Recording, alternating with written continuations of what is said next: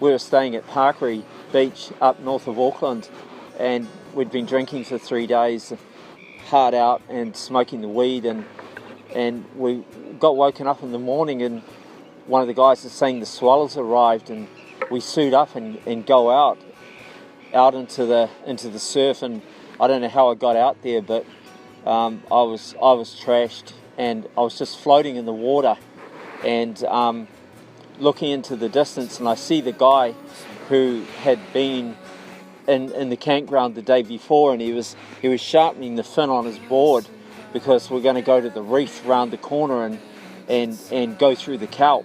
And next thing I look up, and he's flying along this wave, and he's saying, "Get out of the way, you drunken dickhead!" And next thing, bang! That's all I remember.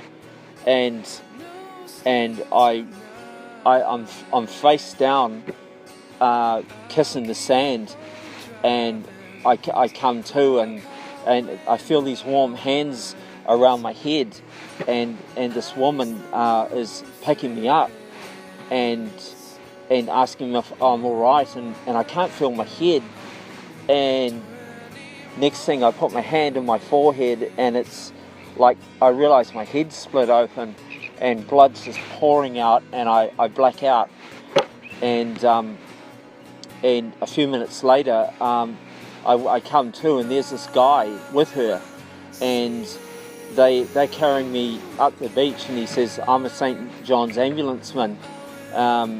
I've even got my kid in the car," and they're walking me up to the sand dunes, and who would have thought 26 miles from nowhere that this guy's there with his gear, and this lady just happened to be walking past when I floated face down into the beach, and I wouldn't never have guessed that my relationship with this board and that favourite beach of mine could have ended in tragedy that day through my stupidness.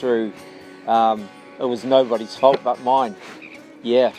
So that was really the first sequence of events in my life that really started turning my life around and making me think about where I was going and what I was doing. But the drinking and the drugs was just painkillers. It was all the pain that was going on in here. It was the rejection from my father, and I was just trying to suppress the pain.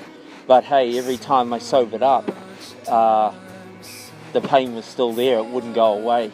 It was shut down on my spiritual side. How many hearts will die tonight? And will things have changed? I guess